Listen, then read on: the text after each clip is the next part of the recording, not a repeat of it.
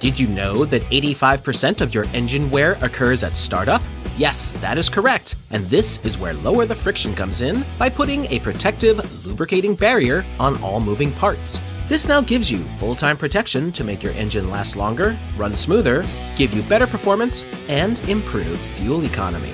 People across the country are reporting some very exciting results. Go to lowerthefriction.com, place your order, and enter in promo code SOS to get 5% off of your order. That's lowerthefriction.com.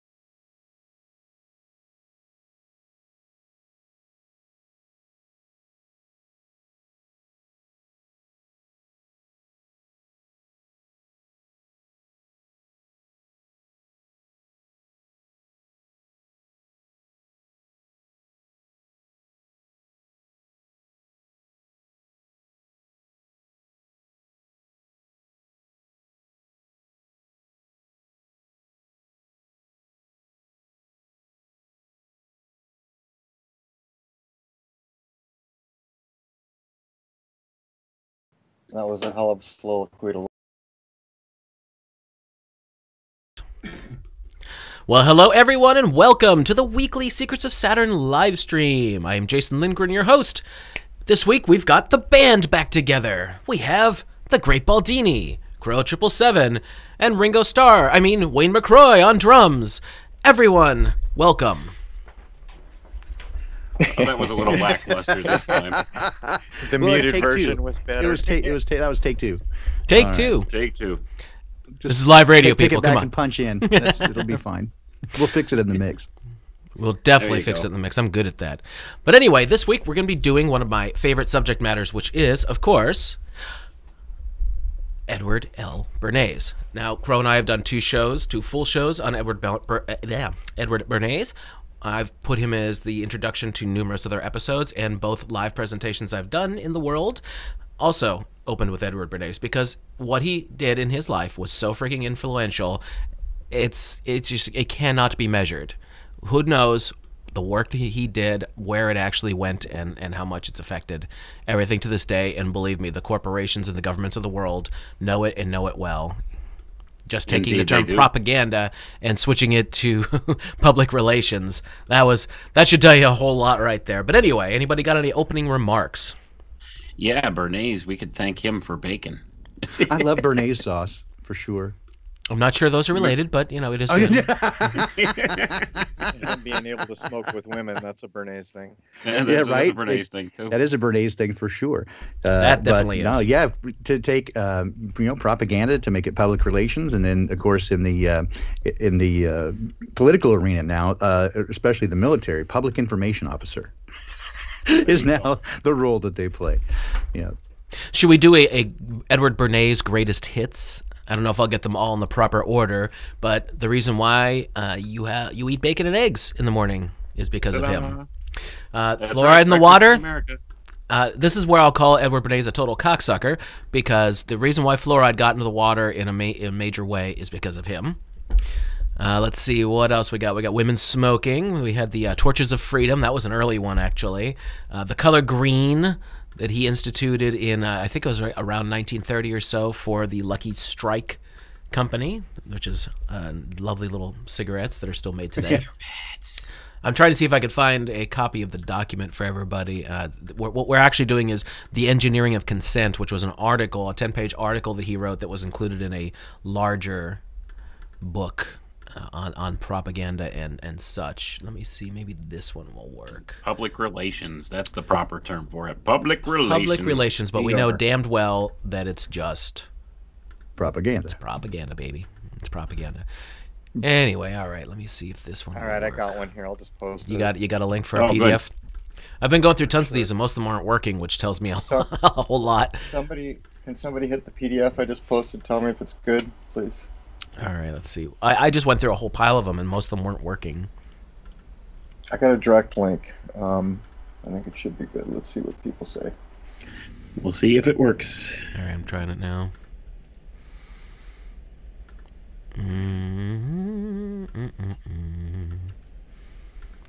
I don't. Yes. Is it? It lit up for me. Yeah. All right. All right. Well, we're on like a 30 to 60 minute or 30 to 60 second delay, so people can let us know if it's not working. Let us know. We'll keep looking. But if you need to go find it for yourself, it's called "The Engineering of Consent" by Edward L. Bernays. You'll definitely find it out there. You just got to find yourself a link that actually freaking works. All right. So let's get this party started. Freedom of speech and its democratic corollary, a free press, have tacitly expanded our Bill of Rights to include the right of persuasion. This development was an inevitable result of the expansion of the media of free speech and persuasion, defined in other articles in this volume. All these media provide open doors to the public mind. Any one of us through these media may influence the attitudes and actions of our fellow citizens. And again, he's referencing the fact that this is an essay in a larger book of essays. Right, and he's talking about the art of persuasion here. And back in, the classical times, in classical educations, this was called the art of rhetoric. Rhetoric, yeah. Right, and that's something that really escapes most of society today. The act of persuasion, or the art of persuasion, the use of speech to persuade people in one direction or another. That requires logic and reason. Yes, logic and reason. You can't do rhetoric without logic and reason. Oh well, that explains a lot then. Yeah, sorry. Logic and reason, the bane of SJWs everywhere. Yes. So I made a comment before we got on air that Wayne and I were talking about our childhood, because we grew up together and then lost touch for many, many years. And I said, a lot of the things I can actually recall, because we're both talking about forgetting things that we used to do together. We used to play games together and such for a long time. And I said, the thing I can do a lot of times is they're all filed away, all these memories and everything. But if I think of the emotion that was the response to all these things, a lot of times I can unpack it and bring it back to my mind. Well, guess what, ladies and gentlemen? That's exactly what Bernays figured out in the 1920s. If he found an emotion to tie to whatever it is he was being hired to do, whether it's sell you a certain kind of cigarette, whether it was to put a certain bit of propaganda out there, whatever it was, he did tons of stuff in his life. He found an emotional tie and how to do it. so that when you saw the product or whatever it was, it inspired something in you, and you would link those two together, and therefore would hit you over and over and over again. He was absolutely the master, brilliant beyond all belief at doing this kind of thing. Yeah, that's one of the first things you learn now in marketing and advertising is that most choices for purchases are not intellectually based, they're emotionally based. And if you can sell the lifestyle, you don't have to sell the product. Right. And this is why in many advertisements, they sell a lifestyle, or, for example, you'll see cars with skimpily clad women in it. They're not selling the features of the car. They're selling you a lifestyle. They're selling you sex. Yeah, exactly. Because exactly. it's about as base of a trigger as you can possibly have. That's exactly. That is so important. Now, I don't know if Bernays really got into that because people were a little classier back then. If he did, it probably would have been later on. I'm actually not sure. This is why I want to go back and possibly do a third show on Bernays, because I'm sure there's a lot of stuff that I didn't get to. I did a lot of the main stuff in the 2 episodes that Crow and I did, and I have his books now. I want to go through them and just see what didn't I get to, because I'm sure that he did more stuff than that I'm aware of just off the top of my head. You know what would be interesting is I would be willing to bet that he had first prints of his uncle's work. I wonder if anybody in the world has done a correlation between Freud's work and what Bernays did. Well, we could talk about that before we get back into this. By the way, this article is from 1947, so by the time The Engineering of Consent was written, he'd already done I think he got his start in 1919. I'm going from memory here, so 28 years worth of stuff by this point. That's crazy. For almost 30 years, he'd already been doing public relations in some way, shape, or form. One of his early things was with a man named Caruso, who was a huge opera singer at the time. He was basically his manager, and again, just did everything to target people loving this man more and more and more. And he did that with some other early. Yeah, he sold the image. Yeah, very early on, was able to sell it an image, right, rather than again his skill or talent, but sell the image of him as a star. Well, part of it has to be tied. You know, if you look at Freud or Jung, they're credited with being the first dudes who figured this out about the human mind or that. Whether that's true or not, point is Bernays comes along, does a similar thing in marketing. But one thing about Bernays, so I mean, firstly, how do you separate what his uncle did from what he's doing? Because they go hand in hand. But secondarily, another thing Bernays did is he threw morals out the window. In other words, to get doctors to lie for you in your marketing campaign, that became doable because of him. Right. I think he took old Uncle Siggy's work and figured out the whole emotional tie to everything, because that is what makes human beings tick. It's what sets us apart from the animal world, and all that is our emotions. So I think he looked through all of that and was like, oh my goodness, I can take this and make an entire massive career out of it. And that's exactly what he did. Yeah, Crow's right on that he reestablished the north of the moral compass to be a profit. It was ethically okay as long as it turned a profit. The bigger the profit, the more okay it was, or irrespective of how else it landed in the mores or the morals of the society at large. Well, what he did wouldn't be admitted openly till the 80s. What he did is greed is good, right? So there's your bellwether. Well, we discussed this in the episode we just released last week on the destruction of the family unit. Bernays had a huge part to do with that because he was instrumental in the early 20th century with bringing in this consumer culture, this I want everything thing that he, again, tied to an emotional response and got you wanting to buy all this crap that you didn't necessarily need. Yeah, and he called it marketing. Well, I mean, it is marketing, but just think about how much junk people were buying because of someone like Bernays that they truly just didn't need it. And it was getting away from the entire concept of homemade and uniqueness, almost like an artistic flair to how things were made, especially as the years went by, the whole concept of what's the term I'm looking for? Mass production, maybe? Well, mass production, but not enforced scarceness. What's the other term where things will break? Planned obsolescence. Oh, planned obsolescence. Couldn't think of the term, yeah. The concept of planned obsolescence certainly got in there because if you bought something like a big old stove or something like that in the 1920s, there's not a lot to it. It would last you for God knows how long, you know? Yeah, my parents had a toaster that lasted 45 years. Well, Crow's talked a couple times about stuff. Yeah. Crow, what did you have? I remember you said you just got rid of something finally after decades. We had a refrigerator from my grandparents, but we still have a toaster that works from my parents' wedding. So that's 50, wow. I don't even know, almost damn near 60 years ago. All right, so we're talking about 50s, 60s, that they were still making stuff that wasn't complete garbage.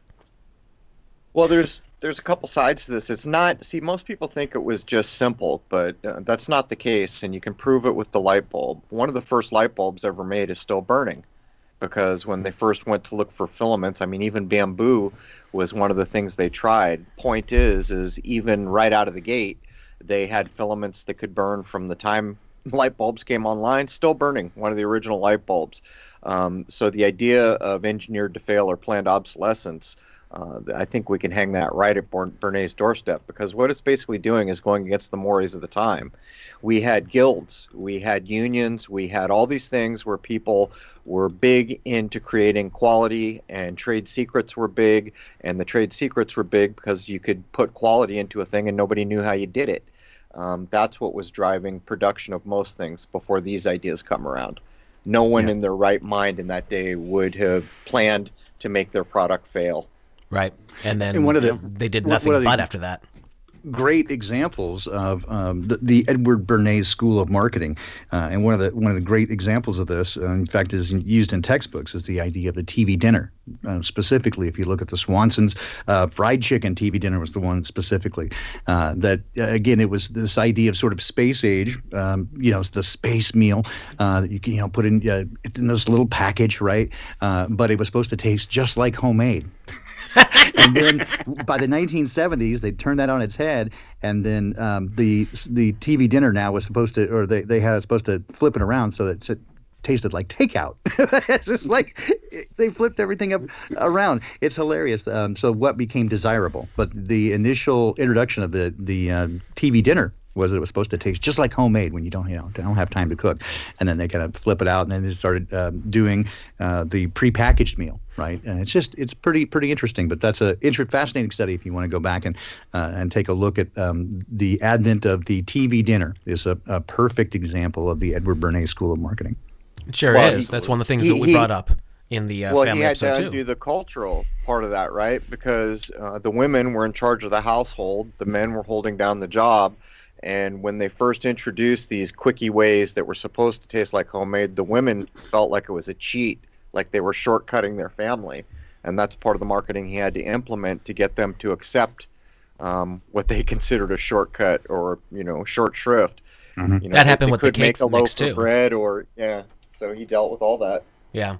The big thing with the cake mix is another one that I was going to mention earlier on. That one really gets me. After doing the psychological background on that, he just came up with the add an egg thing, which targeted an emotion, a very primitive, dialed-in emotion in females, that they were doing something that was of prime importance to their biological makeup. He was just brilliant at this.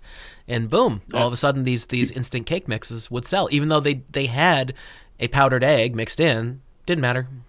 Nope. Right. He added in that archetypal idea, the archetype of the egg, and that's kind of where it gets you. Why it's got that fertility. Psychological grip.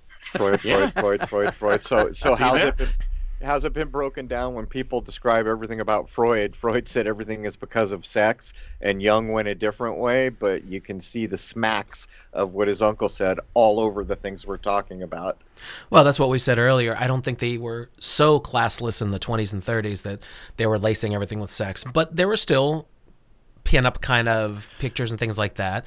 There were definitely pictures of women with products. It just wasn't as I don't know, blatant and overt. They still used the primal instinct, certainly. And the archetypes, yeah, exactly. It just wasn't as I don't know, debased. If you want to say. They leveraged off the division of gender, no matter what. But no, none of it was sexual overtly, but all of it was based on gender and sex underneath.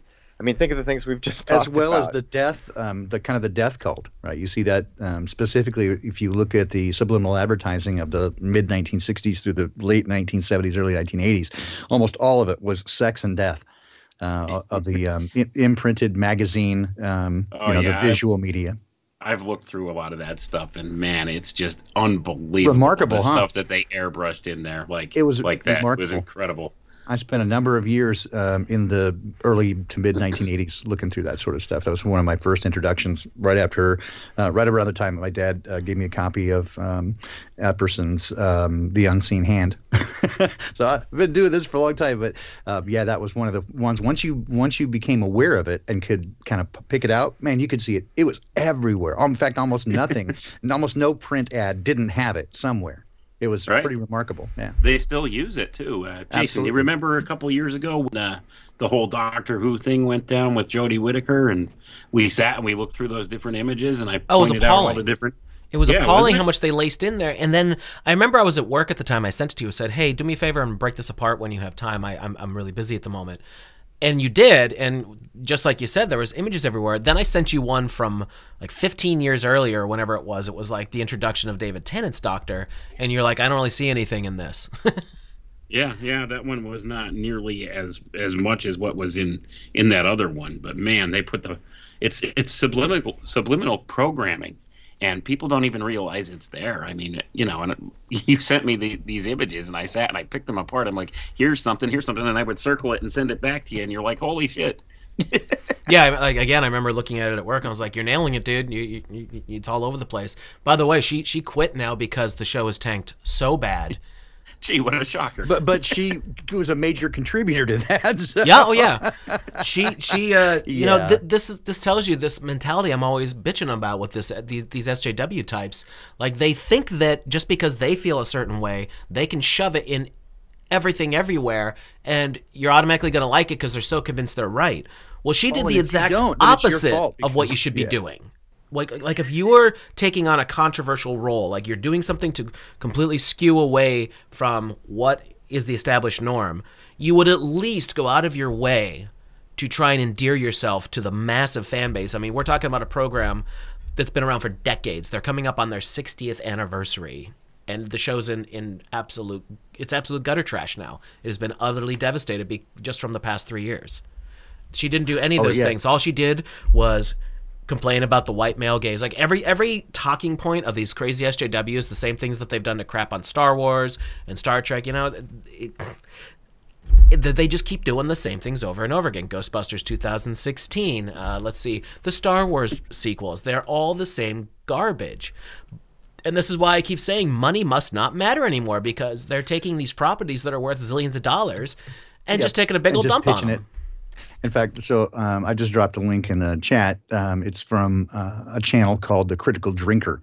He does about he is hysterical, by the way. a 9-minute breakdown of the 13th Doctor, and he walks through every step of it, and he doesn't miss a beat. It's actually really funny. And so if you're not familiar with The Critical Drinker. He's funny. He just did one on the Wonder Woman 1984 movie. I was laughing watching him breaking that down. That's funny. All right, so let's jump back into the engineering of consent. The tremendous expansion of communications in the United States has given this nation the world's most penetrating and effective apparatus for the transmission of ideas. Well, you said it, Edward. Every resident is constantly exposed to the impact of our vast network of communications, which reach every corner of the country, no matter how remote or isolated. Words hammer continually at the eyes and ears of America. The United States has become a small room in which a single whisper is magnified thousands of times. Knowledge of how to use this enormous amplifying system becomes a matter of primary concern to those who are interested in socially constructive action. Let me reword that in for you. Social engineering. Mm-hmm. Yeah, those who want to do the social engineering need to control all the forms of media and communication. That's an interesting concept right there, huh? Oh, people asked about the Letterman show. There's a clip out there floating around with Bernays when he was elderly. Yes, he had himself introduced as Dr. Bernays, even though he was not a doctor, as far as I know. Unless he got like an honorary one later on. I think it was an honorary degree conferred upon him. But when Letterman asked him, he's like, "Oh, I'm not." But by having you say that, it triggered an emotional response. It put the preconceived notion that this man holds a doctorate and therefore is intelligent and knows what he's talking about because he's a learned and educated man. And he laughed about it on mainstream network television. Laughed in our faces. Yeah, it pokes you right in the eye. Sure does. You slap a title like that on somebody, and it gives them this air of, being legitimacy. Yeah, that air of legitimacy, and gives them that status as an expert in their field. You call them a doctor. Well, that's that. Let's talk about how that can relate to the thing that's been hitting us the past year now. Well, all the doctors say the science is settled. This is this, and that's that. It's like, no, it's not. No, none of these things are settled. They say listen to the science unless it's the science you propagandize us. Because if it was if something was so settled, like the sky is blue, no one's going to disagree with that. You wouldn't have doctors and nurses coming out and saying, "Hey, wait a second, that's not right." There wouldn't be any. Yeah. And what kills me is a lot of these, very highly educated doctors will sit there and argue with you that PubMed is not science. I actually had that discussion with my family doctor a couple of weeks ago. So, but yeah, he the things I was pointing out to him about different vaccines and stuff like that, that's not science. Dude, it's from PubMed. So I don't know. I mean, hey, how do you can't argue with somebody like that thinks because they have the fancy title that they know everything there is to know about everything. So, it is what it is. But yeah, science in and of itself, that's not how science works. There's no such thing as settled science. Nope. If a science is settled, then that's not science. It's not science. Settled science is a law. It's pseudoscience. Right? And how many of those exist? 3? we don't care anymore because we live on theories.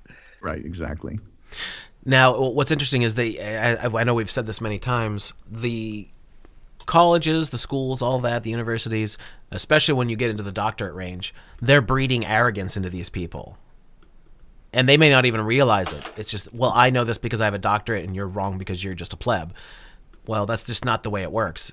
As we're seeing with this current situation, that the doctors are wrong. The ones that are coming out and pushing all this crap, they're wrong. They're just wrong. There's too many other doctors and nurses who don't have skin in the game are saying, hey, no, this is not correct. These things are not happening. Some of it just calling out blatant lies, for instance. And what is the current situation targeting? It's targeting fear, a major emotion, something incredibly primal. Once again, they are hitting us all over the world with this one. And I'd say that this, again, could be considered a Bernays tactic. Yeah, absolutely, it is. Once again, you're tying that whole emotional construct to the narrative. And in so doing, you create the situation where you're engineering the outcome that you want for the behavior of the people. So that's the whole thing. They're using this whole fear narrative, this fear-based narrative, to get to the ends that they want to get to with the whole situation. And it's been proven again, over and over again, that once you have a buy-in, once there's a certain level of buy-in, or people are invested in a narrative or whatever it's a group or a belonging to something, then they're going to defend that, right? They have a much they fiercely defend ownership. So whether that's being hazed into let's say a fraternity, right? Once they go through the hazing process, then they're in, and so the bigger the investment, the more the cost of entry, the more that they defend it and more value it has to them.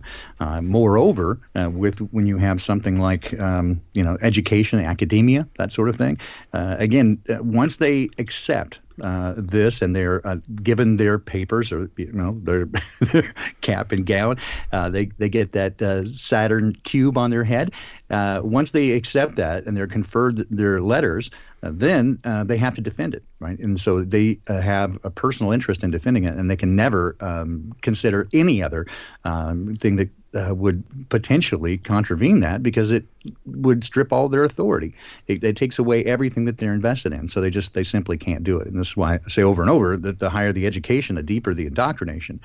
Again, I don't like blanket statements. It's not true in 100% of the cases, but as a general rule, that's how people are. Once they've accepted a belief system or a point of view, they tend to defend it. And this is why Crow says over and over that belief is the enemy of knowing, because once you accept something, it's very difficult to let it go. Well, once you see him take his real face and his real identity, or supposed real face and identity, introduce himself as a thing he's not, to use the authoritative title, wouldn't the correct response to be, next time you see an ad that says 9 out of 10 doctors say this, shouldn't an intelligent mind say, are 9 out of 10 doctors even doctors? And by the way, are they doctors of medicine?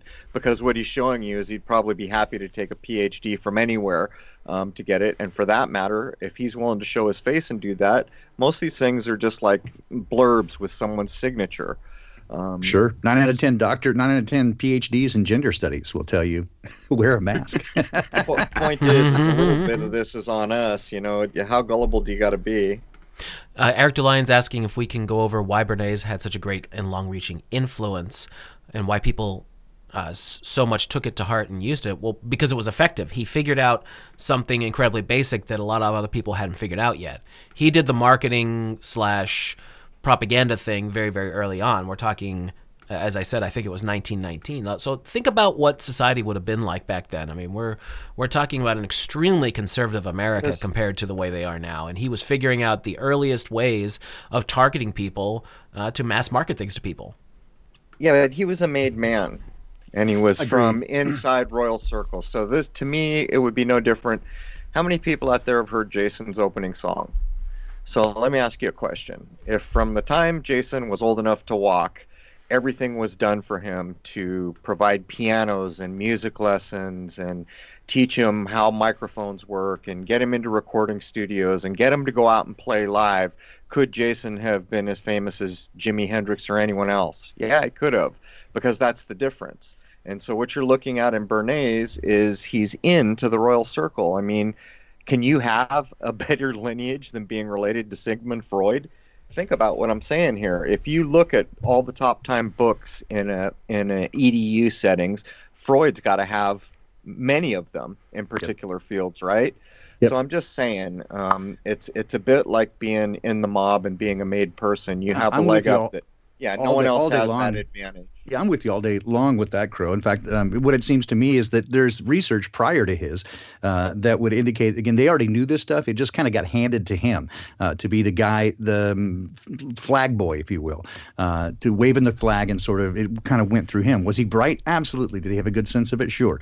But he, as Crow said, he was definitely on the inside. Everything was handed to him. All the research, everything that they already knew was given to him. He's not the only one doing it, but he's the guy sort of taking credit for it and being the upfront guy. He's the actor, if you will. I'll take it a step further, Baldini. I'll take it a step further. My suspicion is that he was handed the tools to go do what he did. In other words, supposedly these two guys came along, figured out how to hack the human mind and all these things that supposedly were not known previous, and he got the first editions on all that stuff. Absolutely. Because what we're talking about, if you want to put it in plain language, is how do we make an offer and then ensure 80% of people accept the offer? That's basically what's going on here. Okay, and I'll take it even a step further, which is that the same group of people closely related to Tavistock gave basically that same information to both Orwell and Huxley and said, draw us your map of what this looks like when we do this. And each gave their own view of it. You can tell from the letters between them,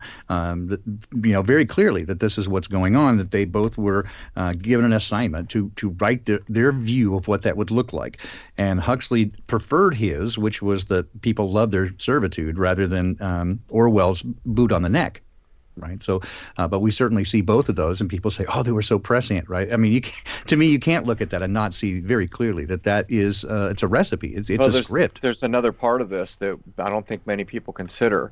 Think about the people who have done the dystopian future and become famous for writing about it. Are those people aware of a cycle of time that we are not?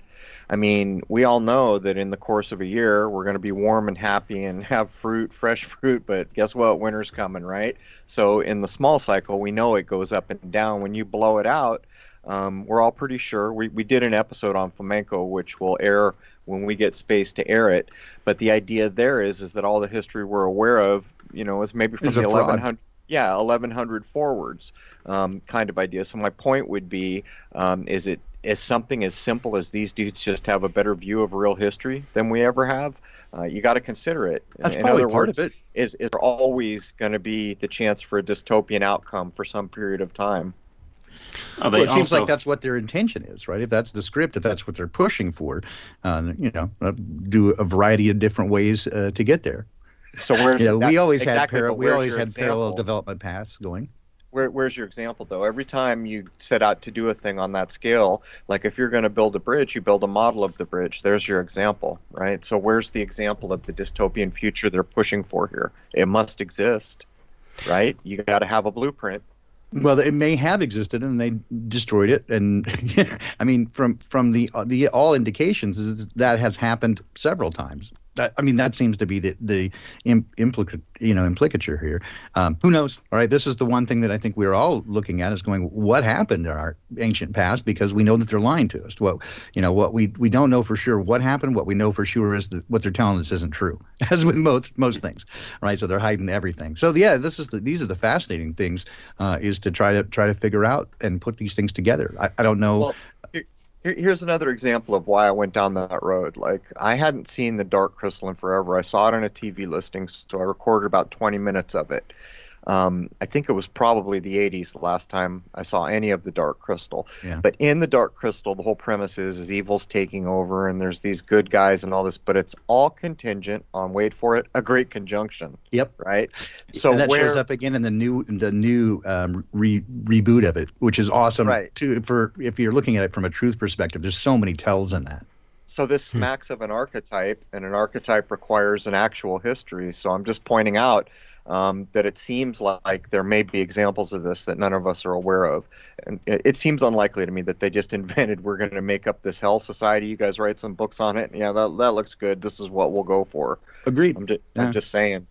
Yeah, I agree. Yeah, the archetype is definitely there, and the archetype gets carried forward through time, but we may not know the actual narrative or story of what really happened in our past that presents that archetype to us. But that moves forward through the ages, and we can subliminally or subconsciously see the archetype and have a basic understanding of what it means, but not really know the source of where the archetype came from or why exactly the archetype means what it does to us.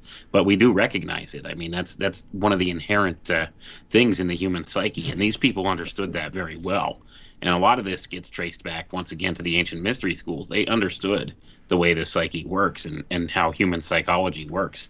And exactly. I would venture to guess that Bernays, as well, we know for sure that Jung actually looked at things from an alchemical perspective, or from these ancient science perspectives. I would wager that Bernays probably knew a little something about that too, especially as far as the idea of archetypes and archetypal things, because you could see he utilized just the archetype of the egg in several ways, like we had discussed earlier. He's the guy that pretty much invented the concept of breakfast. So there's your eggs right there. And also put the egg in the cake batter, like Jason was alluding to earlier. It invokes this archetypal idea, and you saw it worked, because up until that point, people weren't buying that cake mix. But once he added to the instructions to add an egg to it, well, something very primal showed in people. This is an archetypal idea. So he understood these ideas and utilized them and was a master at it. All right, we have a question here, Crow, that I would like to address before we jump back to the article here. Crow and Jason should have multiple religious leaders talk about what true health is. I guarantee the Orthodox Christian and Hindu beliefs are far from Western culture. Well, anyone with any common sense is going to be far from Western culture at this point, because we really don't have any real health care, right? We have drugs, we have drug pushers, Yeah. And to be fair, the surgery and modern medicine, some of it's pretty astounding what they can pull off. But to be equally fair, a lot of that surgery is unneeded. So I would just say anything that's like old world, or what I consider old world, so pretty much coming from some other part of the world in North America, those traditions are always going to hold values that go back to nature at some point. Well, as far as the Hindus, I'm actually quite fond of Indian food, and I can only imagine what the real stuff would be like. They use a lot of natural ingredients that are actually very healthy for you. Turmeric being one of them, because it's in almost everything of theirs. There's whole styles. Yeah, for you, it would be perfect, Jason. There's whole styles that are based on complete veganism, and it's good food. It's not like we would think of veganism here either. But if you go to places like, I spent time in South Korea, when I was in the Marine Corps. Actually, I went back as a roadie to South Korea, and their food is color-coded. So you know that if you have all the colors on offer, that you've had a complete healthy meal. Most food around the world is far from what we call food. We just recorded with Athen. I was just going to bring that up this morning, and the first thing I said to him, he's been stuck in Portugal since Covidius Minimus it's showed so up. terrible. Yeah, and I said, well, one thing is the food's a lot better, and he just launched into it. He said, yeah, it's great. As a matter of fact, he said he wouldn't mind staying there. They won't re-up his visa till all this nonsense passes. Point is he's all about the healthy, locally made, non-GMO, real food, basically. Right. And I'm not a vegan, by the way. I know people get touchy about that one. I'm primarily vegetarian, kind of a more, would be fair to say, pescatarian, because I do like to get some protein in there, and fish oil, and that's very good for you. But yeah, I totally respect the concept if it's done right. I just don't like how people get a little crazy about it sometimes. If they do, then just ask them, why aren't they practicing like the Jains? You didn't pick that apple, did you? Because if you did, you killed it. The Jains wait for the apple to fall on the ground. Well, just like everything, as I always say, everything in moderation. Don't take things too far. Don't take anything too far. Even drinking coffee could take it a little too far. I feel like my soul is burning. What? Yeah, a lot of people.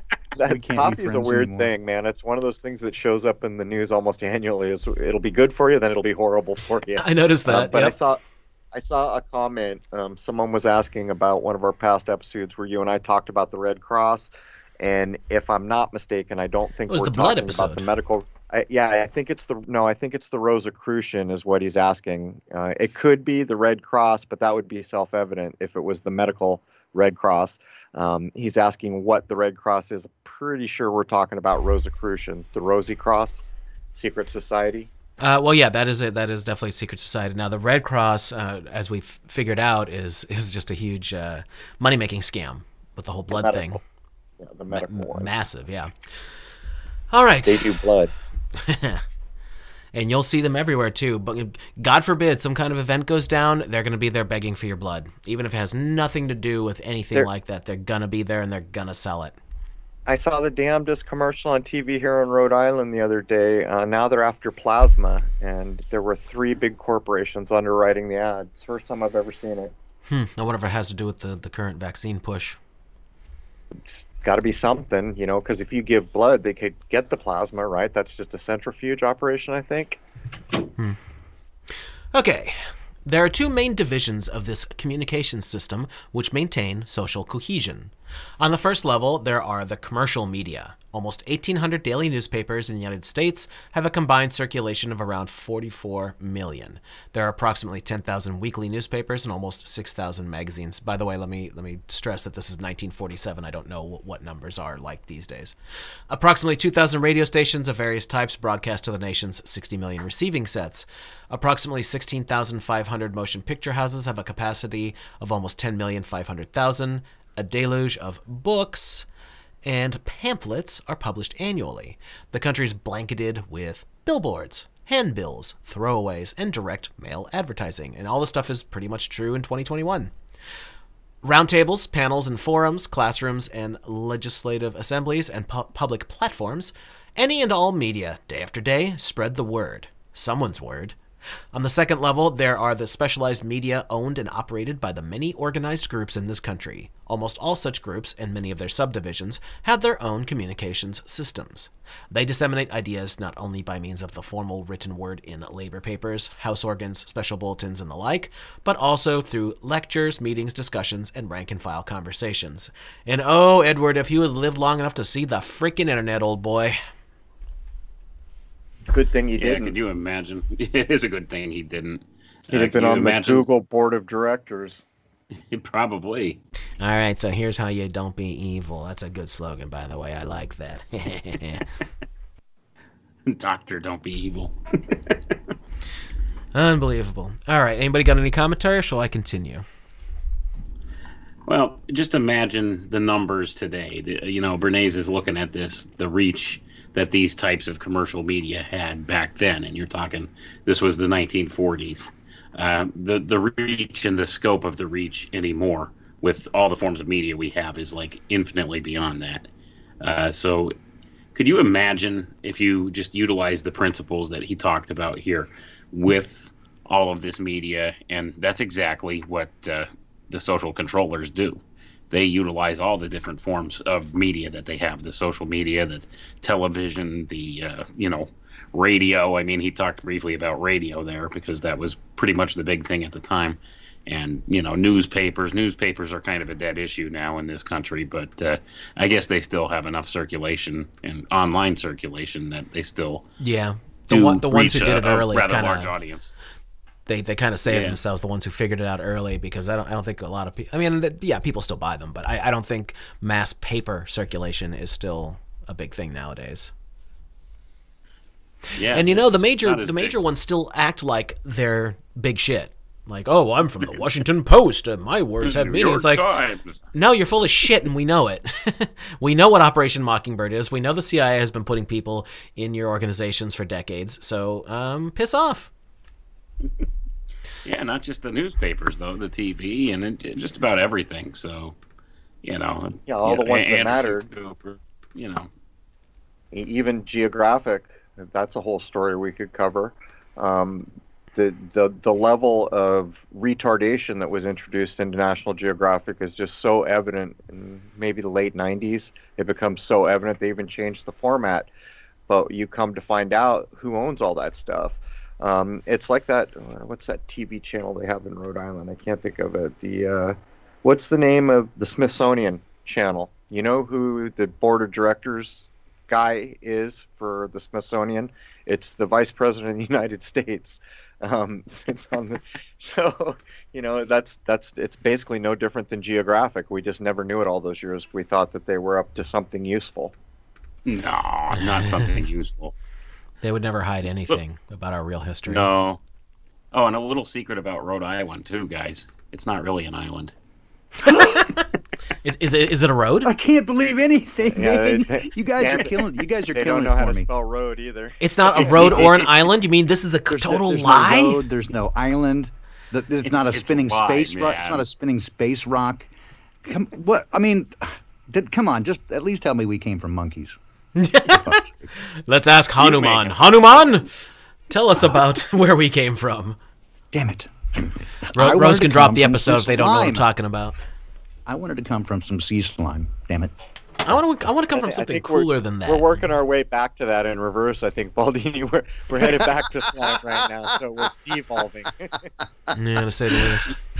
Oh, sadly true. Sadly Take a true. shot today. You can be in a petri dish next week. Be the envy of other amoebas. Yes, exactly. I want to be a euglena. I have a flagellum. Well, that would work well with the SJW propaganda because they want everybody to be genderless and have no identity of their own. My flagellum is bigger than yours. Boy. It's been a long day, man. I can tell. I think Baldini found all the leftovers. Yep, he's getting into that leftover cocaine. He's eating the feathers over there, I think. I figured it would all be gone after all those weeks he came up missing. Well, it is a new year, New year, new bag. That's right. Oh, coffee talk. The new deal was neither new nor a deal. Discuss. Sorry. Okay, leadership through communication. This web of communications, sometimes duplicating, crisscrossing, and overlapping, is a condition of fact, not theory. We must recognize the significance of modern communications not only as a highly organized, mechanical web, ooh, interesting choice of words, but as a potent force for social good or possible evil. We can determine whether this network shall be employed to its greatest extent for sound social ends. Did you want to say something? Just evil. Evil. Possibly evil. Feeling cute, might be evil later. I don't know. Oh, sure. Chop a little more quietly over there, Baldy. What? Mirror squeaking. What? Got a gobber working over here. No, I was kidding. Somebody get him another pot. Oh, dear. All right. Oh, Jason, save us. Let's just talk about mastering techniques, okay? Whoa. Oh, my. Oh, my. For only by mastering the techniques of communication can leadership be exercised fruitfully in the vast complex that is modern democracy in the United States. In an earlier age, in a society that was small geographically and with a more homogeneous population, a leader was usually known to his followers personally. There is a visual relationship between them. Communication was accomplished principally by personal announcement to an audience or through a relatively primitive printing press. Books, pamphlets, and newspapers reached a very small, literate segment of the public. We are tired of hearing repeated the threadbare cliché, the world has grown smaller, but this so-called truism is not actually true by any means. The world has grown both smaller and very much larger. Its physical frontiers have been expanded. Today's leaders have become more remote physically from the public. Yet at the same time, the public has much greater familiarity with these leaders through the system of modern communications. Leaders are just as potent today as ever. Now, this was written in 1947, so something like FDR's fireside chats would be a fantastic example of the early utilization of new technology at the time to really drive a message home. But he's not even telling the truth in this. They don't have any more familiarity than they ever did. They have an impression. That's what they have. They have whatever it is they want to show. Whatever Right. So image they're trying to show, whatever mask, if you will, they're putting on for all to see, is just being shown to more people. Sure. It's the The illusion. facade. Yep. Well, he's not. Indeed. See, that's what I'm saying. He's not couching it as an illusion. He's couching it as, oh, look, people get to know more now. Well, he doesn't give away all his secrets. You got to read his books for that. I thought that's what we were doing here. We didn't read all of them, though. I think the warnings for the spell come after the spell. That's right. Yeah, that's true. In turn, by use of this system, which has constantly expanded as a result of technological improvement, leaders have been able to overcome the problems of geographical distance and social stratification to reach their publics. Underlying much of this expansion, and largely the reason for its existence in its present form, has been widespread and enormously rapid diffusion of literacy. Leaders may be the spokesman for many different points of view. They may direct the activities of major organized groups, such as industry, labor, or units of government. They may compete with one another in battles for public goodwill. Or they may, representing divisions within the larger units, compete among themselves. Such leaders, with the aid of technicians in the field who have specialized in utilizing the channels of communication, have been able to accomplish purposefully and scientifically what we have termed the engineering of consent. And once again, he's not really telling the truth because he knows damned well that a lot of this stuff is just like WWF wrestling. It's all scripted and fake. Ta-da! And there's the big tell right there. That's the big secret. Scripted. It's all scripted. It's all fake. The whole world is a stage. And we're just actors on it. And that's the absolute truth. And they've actually used this concept for purposes of social engineering, or the engineering of consent. And we see it happening today, don't we? I don't know how popular my character's been, but I feel like I'm missing some royalties. The engineering approach. This phrase quite simply means the use of an engineering approach. That is, action based only on thorough knowledge of the situation and on the application of scientific principles and tried practices excuse me, to the task of getting people to support ideas and programs. Any person. Cybernetics. Well, this is the right time for it. 1947? Absolutely. Yeah. Yep. Any person or organization depends ultimately on public approval and is therefore faced with the problem of engineering the public's consent to a program or goal. You got very good at that, didn't you, Mr. Bernays? We expect our elected government officials to try to engineer our consent through the network of communications open to them for the measures that they propose. We reject government authoritarianism or regimentation, but we are willing to take action suggested to us by the written or spoken word. The engineering of consent is the very essence of the democratic process. the freedom to persuade and suggest, the freedoms of speech, press, petition, and assembly, the freedoms which make the engineering of consent possible, are among the most cherished guarantees of the Constitution of the United States. The engineering. Okay, I'm going to call a timeout right there. There's a mouthful. Okay, well, let's go for it. I'm calling a timeout right there. We reject government authoritarianism or regimentation, but we're willing to take, action suggested to us by the written or spoken word from them. Just convince me. Yeah. Yeah. That's sell me on it. Sell me on it. Make me an offer I can't refuse. Tell me all the good points to your plan, and don't tell me any of the bad points. All the free stuff you're going to give me. Yep. You can't come in here without a mask. Political promises. Yep, exactly. So yeah, just tell me what you're going to do, and I'll say yes. Even though I don't really say yes, but by not saying no or saying nothing at all, you take that as yes. But he very clearly says we expect our elected officials to do this, right? That's exactly what he's saying right there. We expect them to come forward and tell us what they want to do and try to convince us that what they're doing is the right thing.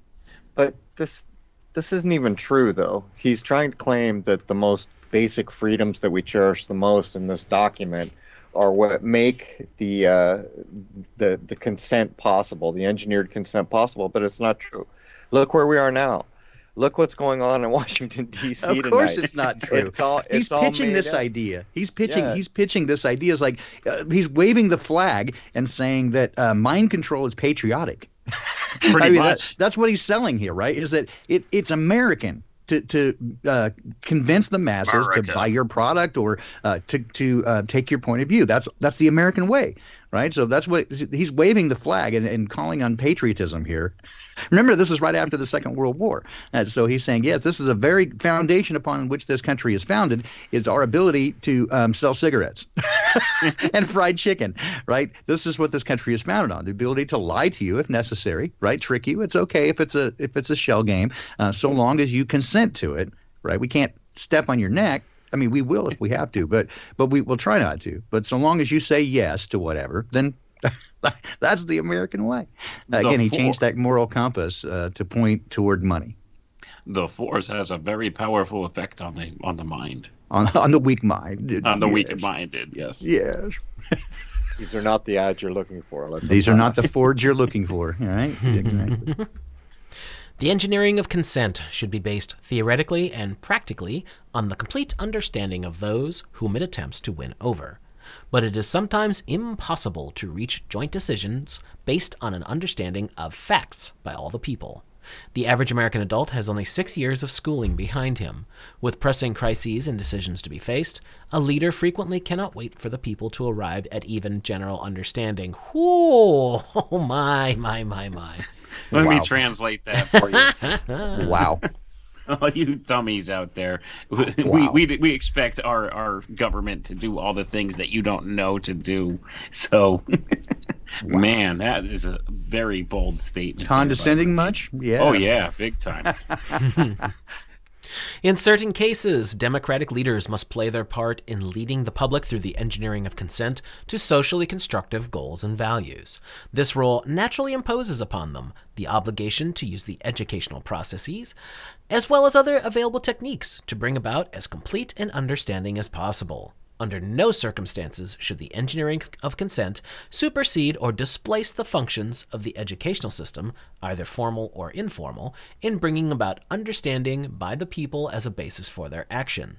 The engineering of consent often does supplement the educational process.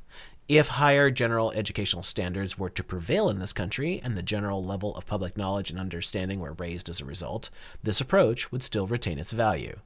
Even in a society of a perfectionist educational standard, equal progress would not be achieved in every field. There would always be time lags, blind spots, and points of weakness, and the engineering of consent would still be essential. The engineering of consent will always be needed as an adjunct to or a partner of the educational process. This, again, sounds like George Carlin's It's a big club, folks, and you ain't in it. You're not in it. Yep. You guys, it's in our best interest. Let's just summarize this. It's in our best interest to keep educational quality low, and it makes engineering consent easier. If they do happen to get smarter, we're going to still have to use it. We just have to incorporate the same aspects into the educational process so that they're used to the same techniques by the time we bring it to them in the media. Just get them used to it. Just get them used to the processes early on. That's we're going to use the educational system as their early set of indoctrinations. Wow.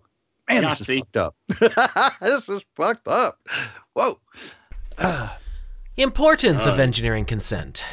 Today, it is impossible to overestimate the importance of engineering consent. It affects almost every aspect of our daily lives. When used for social purposes, it is among our most valuable contributions to the efficient functioning of modern society. The techniques can be subverted. Demagogues can utilize the techniques for anti-democratic purposes with as much success as can those who employ them for socially desirable ends.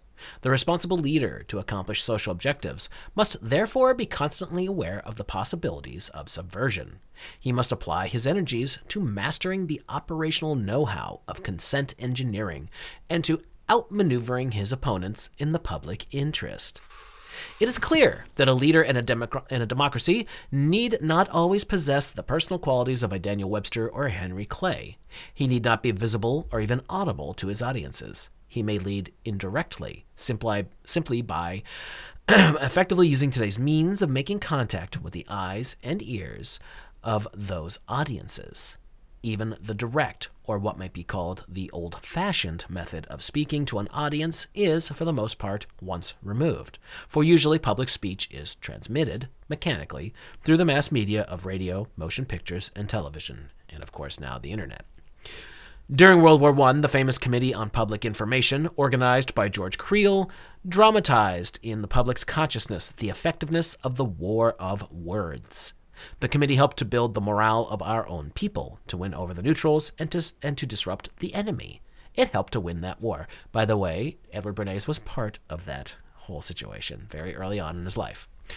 But by comparison with the enormous scope of word warfare in World War II, the Committee on Public Information used primitive tools to do an important job.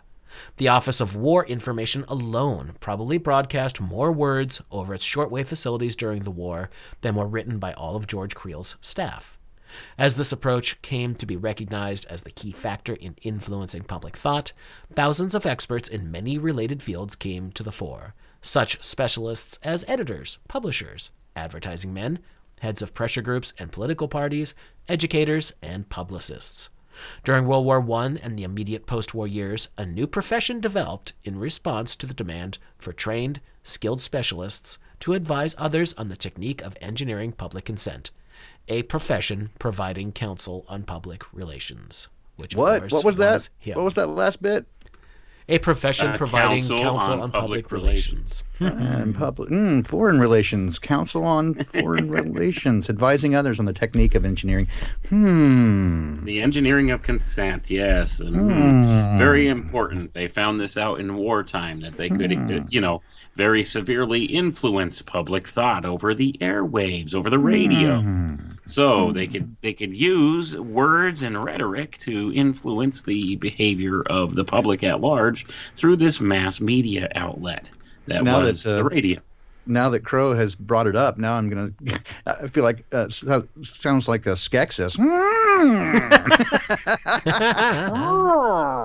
Bernays. Yeah, this is man. These pretty telling here, but his condescending attitude. Damn. Well, you can only imagine who he's been around by 1947, considering he started in 1919. Think about where Bernays, like what boardrooms Bernays may have been in, what parties he had attended. Just think about all this crap that must have gone on in his life in the nearly 30 years at this point of his counsel on public relations. Yeah.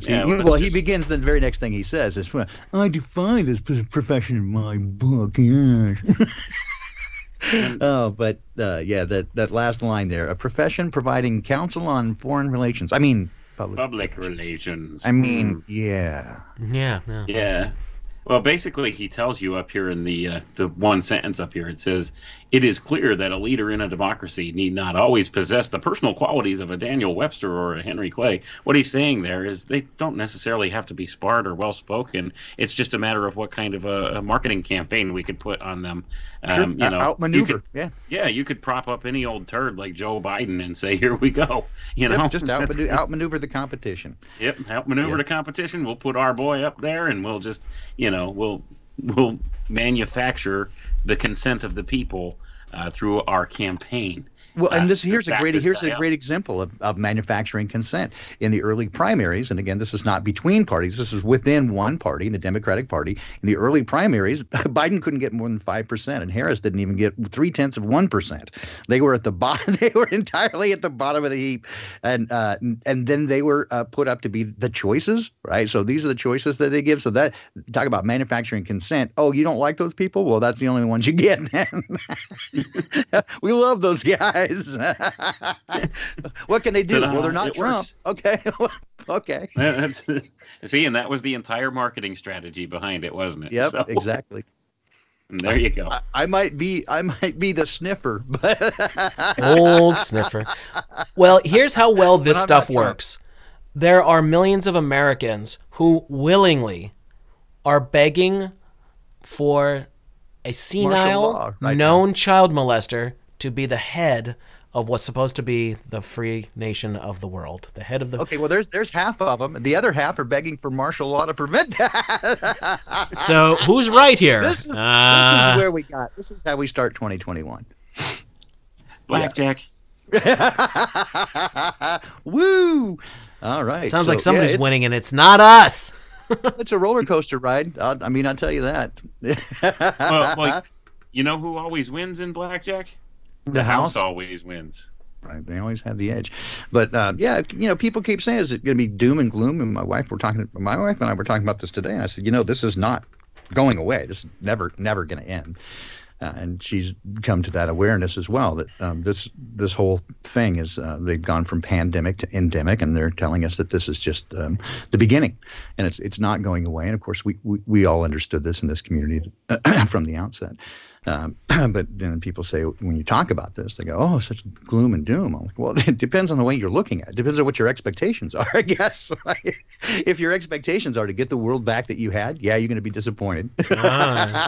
Right? But if your expectations are to come up with something entirely new, we've got an opportunity for that. Right? So we can use their terms, right? Never let a good crisis go to waste, I guess. Old Rahm Emanuel. In a tutu. If you're interested in protecting your right to color TV, you'll be fine. You'll be fine. And that booty juice, right? Give me some of that. And your right to sing the blues. There you go. Give me some of that Brondo. It's got what plants crave. That's right. The professional viewpoint. In 1923, I defined this profession in my book, Crystallizing Public Opinion, and in the same year at New York University gave the first course on the subject. In the almost quarter century that has elapsed since then, the profession has become a recognized one in this country and has spread to other democratic countries where free communication and competition of ideas in the marketplace are permitted. The profession has its literature, its training courses, an increasing number of practitioners, and a growing recognition of social responsibility. In the United States, the profession deals specifically with the problems of relationship between a group and its public. Its chief function is to analyze objectively and realistically the position of its client vis-a-vis a public and to advise as to the necessary corrections in its client's attitudes toward and approaches to that public. It is thus an instrument for achieving adjustment if any maladjustment in relationships exists. It must be remembered, of course, that goodwill, the basis of lasting adjustment, can be preserved in the long run only by those whose actions warrant it. But this does not prevent those who do not deserve goodwill from winning it and holding on to it long enough to do a lot of damage. Well, why don't you say that 3 more times, Eddie? The Public Relations Council has a professional responsibility to push only those ideas he can respect and not to promote causes or accept assignments for clients he considers antisocial. Bullshit! You put fluoride in the water! Bullshit! He didn't say that we're actually good for the public. He said that he could respect. He personally respects that. Crow, right? We need to take a moment here and address this question from Julian. Can we make lapel pins for the Crow 777 shop? As far as I know, Teespring doesn't have them, and I don't know if this is the same person who had emailed us earlier about it. We don't have the time or the capability to make things individually and package them and send it out. I mean, it's Crow and myself making the content, and Rose helping us with the other side of it, and that's it.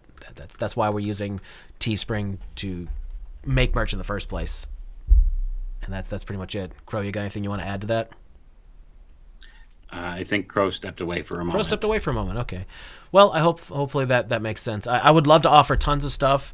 Eventually, we'll get around to releasing Shoot the Moon when people don't seem to need it on Vimeo anymore.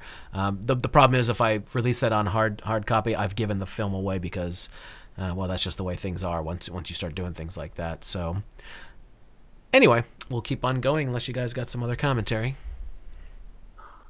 Oh, where to begin with the commentary? There's just so much. I know Wayne has been over there just chomping at the bit. Oh, there's just so much in here. Like, it's unbelievable. He's talking about things like growing recognition of social responsibility. Yeah, where is that, Bernays? Where's the social responsibility?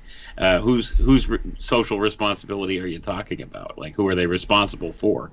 If you're talking about people being responsible to the public at large, that doesn't happen.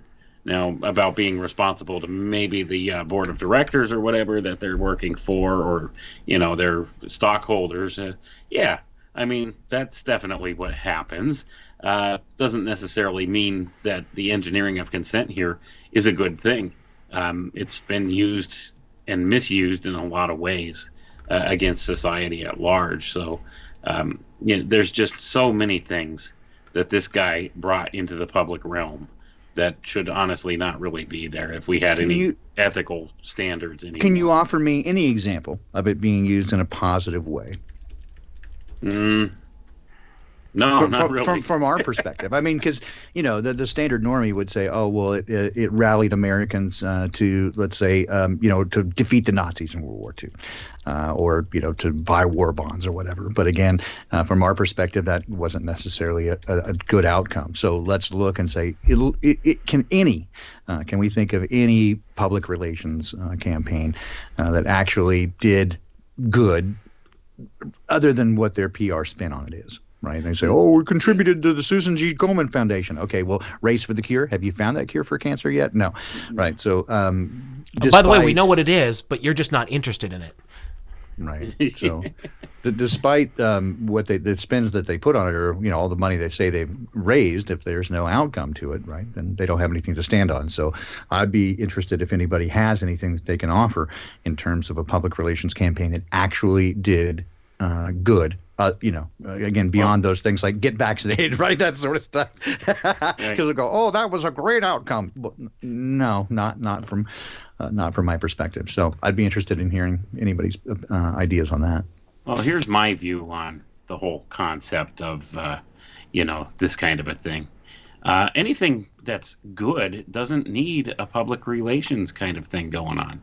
You don't need to put a PR spin on something that's good. You don't need public relations. If something's inherently good, it does not need public relations. Same with fact checkers, right? You don't need a bodyguard. Truth needs no bodyguard of lies, and you don't have to push down anything that's misinformation, because the truth stands on its own two legs. The only thing that does need that kind of protection is, of course, lies and deception. So fact checkers wouldn't be necessary, right, if the story they were telling was true. Same inherent thing. That's a form of public relations too. Think about it. The fact checkers, that's a form of public relations. See, that's your platforms like Facebook or something, or that kind of thing. Can we just be transparent here and say, really, public relations, they're mind control, right? Yep, it's manipulation is what it is. If you were in a relationship with somebody who practiced these things on you effectively over and over, that would be a textbook definition of a manipulative relationship, and harmful and abusive, right? It would be an abusive relationship because they would be constantly manipulating you to do something, against your will, but you chose to. You said yes to it, despite the fact that it's not good for you, right? So they're certainly not looking out for your best interest, and this is why I asked the question: is there any of these public relations campaigns or manufacturing of consent that actually serve the public interest in any way? And I can't think of any. You can say that about all marketing at this point. Yes. Yep. Exactly. It's all based on dishonor, and it's all based on manipulating. It's all geared to get a human to take an action they would not have otherwise taken. That's correct. Right. 9 out of 10 doctors smoke Lucky Strikes. It's smoother on your throat. It's good for you. Yeah, you can go back and actually find ads that say just that. These doctors prefer these cigarettes because they taste better. And that's why they're people smoother smoke. and they taste good. Yeah. Did you know that the Tobacco Council back in the 1950s actually had the audacity to publish a peer-reviewed scientific paper that shows that smoking actually could help you in the situation of fending off radiation poisoning? So that's one good positive effect of smoking on your lungs. Yes, and I read a paper from 1953 that encouraged smoking for pregnant mothers. Oh, great! To help them manage their appetite, right, and get their energy levels. It could be used in a variety of different ways. So it was encouraged for pregnant mothers to have a couple of puffs every couple of hours. Yeah, right? just to put a fine point on it, that was settled science too, wasn't it? Settled science by doctors with doctorates. Oh my God! Yes. Think about this. In peer-reviewed scientific journals. And too. for 40 years, they poo-pooed that there was anybody who dared imply any link between smoking and any sort of respiratory or heart disease. No, it took until the 1960s. They even played that out in the TV show Mad Men, because the main character mouthed off about it. For about 4 decades, right, is from the time it was first suggested. So yes, it was in the late 1920s, early 1930s. I think it was suggested that there might be a connection to some lung disease and now. Correlation does not equal causation. That's right. Exactly. That's what we were told consistently. There's no proven link between smoking, and they poo-pooed that idea consistently. So is exactly, Billingtano, is it science if it's not settled? I mean, well, there is no such thing really as settled science, because science is a process, right? It's a science really is just knowledge. It's a body of knowledge. It's a grouping of knowledge, and it's a process by which we can determine and confirm the cause and effect relationship between things. And natural laws are simply observations that we make that falls outside the scientific process, because we can't determine cause, but we can say that we can observe it, and every time it occurs, so that there is a law, like the second law of thermodynamics, right? We observe it to happen every single time under every circumstance. So we can say that is a natural law. We don't know what causes it, but we can quantify it. So basically, that's the that's the difference. But if you say it's settled science, that implies that there's no more research to be done, and we absolutely know the cause and effect relationship for all those things, and that's absolute poppycock. So there's that. Planning a campaign. Just as the civil engineer must analyze every element of the situation before he builds a bridge, so the engineer of consent, in order to achieve a worthwhile social objective, must operate from a foundation of soundly planned action. Let us assume that he is engaged in a specific task. His plans must be based on 4 prerequisites. 1. Calculation of resources, both human and physical, for example, the manpower, the money, and the time available for the purpose. 2. As thorough knowledge of the subject as possible. 3. Determination of objectives. I just lost my place. Subject to possible change after research. Specifically, what is to be accomplished, with whom, and through whom. 4. Research of the public to learn why and how it acts, both individually and as a group. And that is the one thing that Bernays really became a master of. That's how he did so much of what he did. And that's why data is the new oil, right? And this is why we've had those many conversations about them tracking all your data and putting it into supercomputers that create simulations of you. And they run constant simulations with multiple revisions of every person in the world and they pitch this information out, do tests, come back, and this is the whole cybernetic process of a feedback loop. It's a regenerative feedback loop where they test, retest, revise, review, and come back over and over again. That's what this is. Right, and so that's the reason they're taking all the data, they, aggregate it, put it in, and again can do all these very accurate predictions on what people are going to do, especially when they're programmed to do it. Right. Big data is just a modern extension of all the Bernays techniques, and Crow and I did a show on this years ago, and just looking at Crow, when did we do that? It was like 3 years ago, probably at this point, and I can only imagine in my worst nightmares how much it has jumped up just in this short amount of time since we had a whole bunch of stats and everything that we read. And they've literally just took Bernays' work and then just extended it to today. But they've gotten very specific with it. They can target you specifically without you even realizing it, because you didn't even realize you needed that new winter jacket you just ordered on Amazon. But they did. Right. Well, and moreover, people say that all the time, though, and what they don't understand is how many times have you heard someone say, "Oh, they're spying on me because I talked." They don't need to.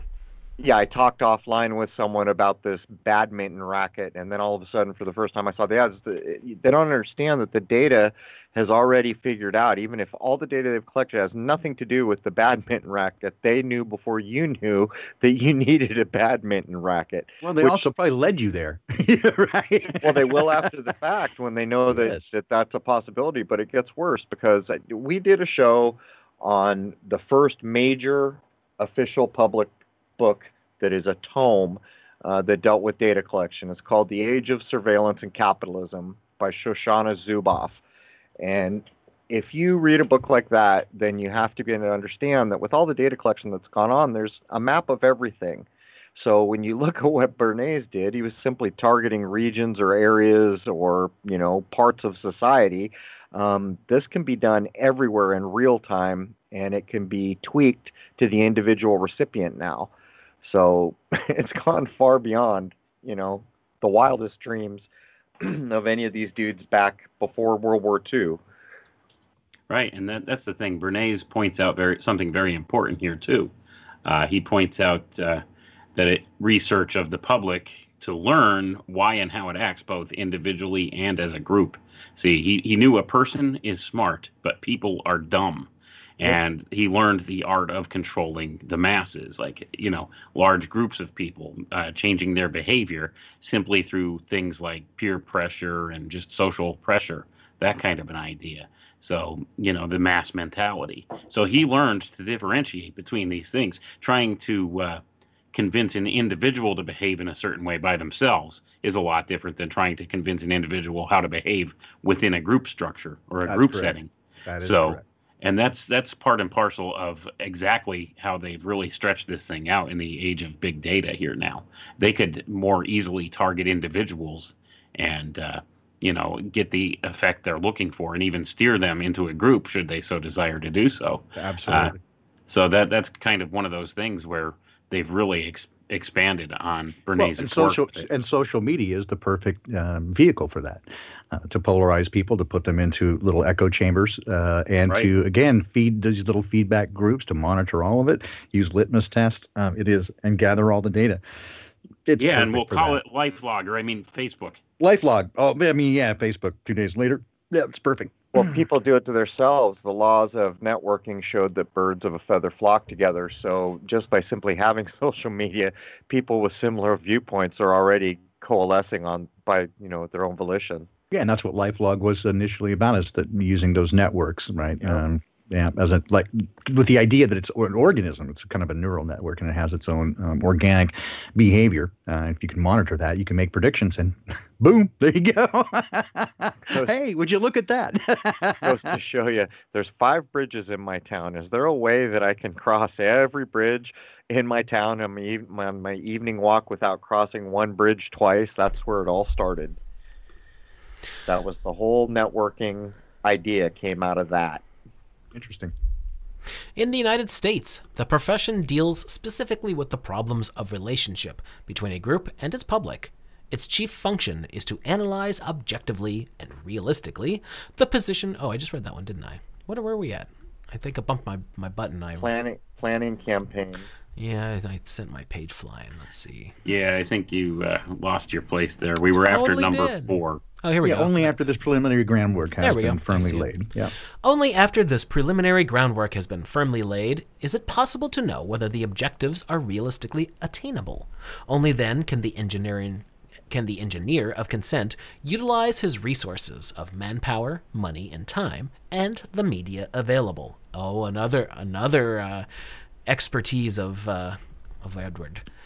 Strategy, organization, and activities will be geared to the realities of the situation. The task must first be related to the budget available for manpower and mechanics. In terms of human assets, the consent engineer has certain talents: creative, administrative, executive, and he must know what these are. He should also have a clear knowledge of his limitations.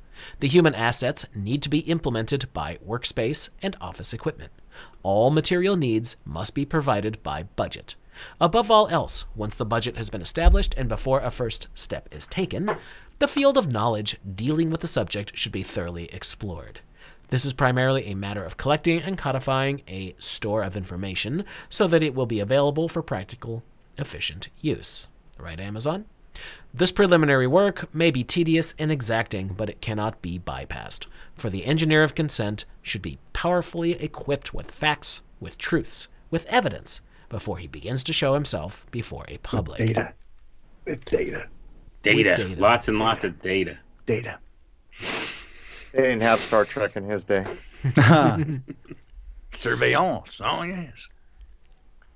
Okay, the consent engineer should provide himself with the standard reference books on public relations, publicity, and public opinion, and Bernays lists a bunch of them here. But he adds, and of course, the telephone book. The World Almanac, for example, contains lists of many of the thousands of associations in the United States, a cross-section of the country. Again, oh, the things he could have done if Google was around in his day. These and other volumes provide a basic library necessary to effective planning. At this point, now we have the internet, so you don't even need all of these different things that Bernays was talking about there. Like you don't need to actually go. This was a lot of work back in that time. Mm-hmm. He did earn his money physically.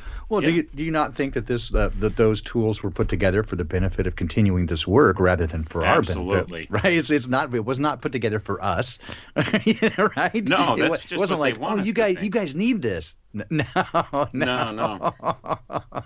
It's the same way with a cell phone. You guys need this. No, it's a tracking device. It's a way for them to collect all your data, and with consent. Let's just kind of point that out, right?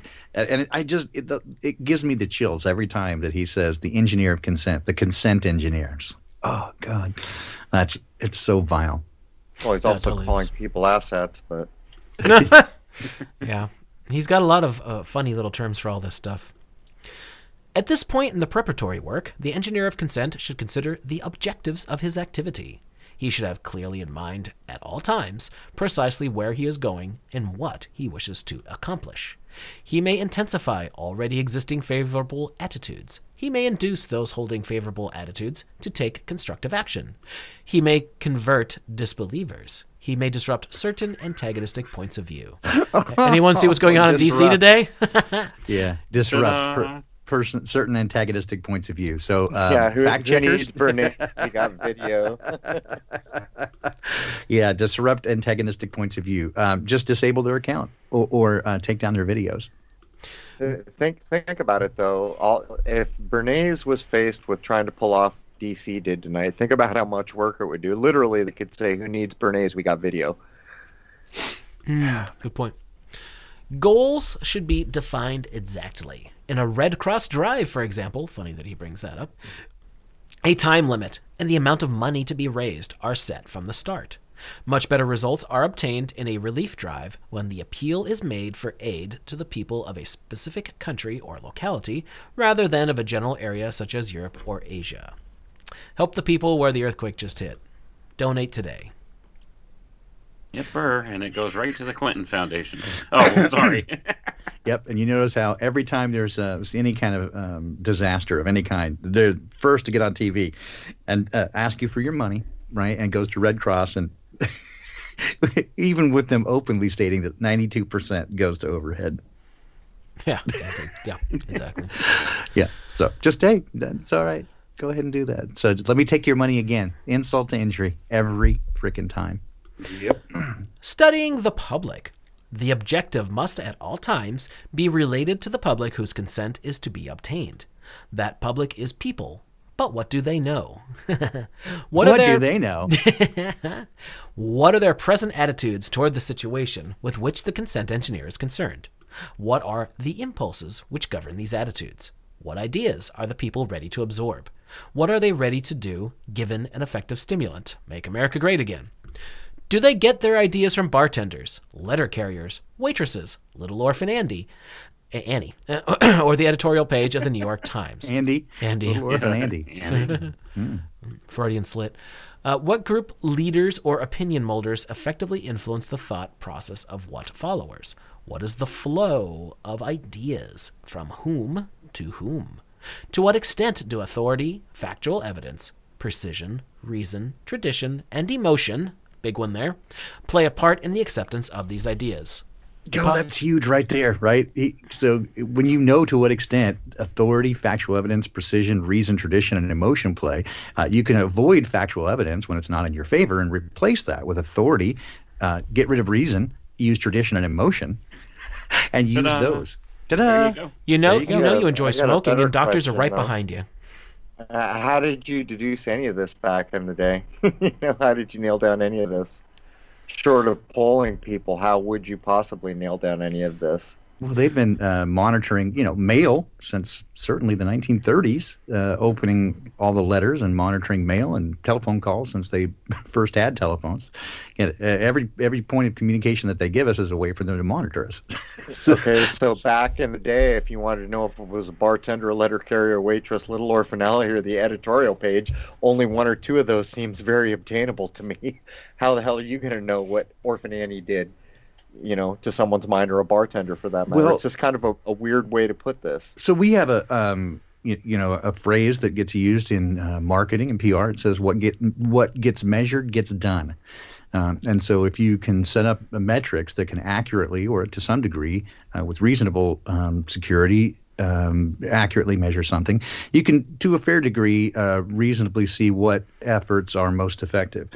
So I think that you could, again, this is what the point of a litmus test is, why you throw out certain things almost as a throwaway, but a single one-off event. You create an event, and then you measure the metrics of that to see how effective it was, and what you get. And you would do this across varying demographics in different places to see what kind of effect you get. So I think that you could, again, using the law of large numbers and statistics, as you have implied before, Crows, you could do this in specific different places with well-identified demographics. You could create events, see how people responded to it, and then work from that. So I think, you absolutely could do that.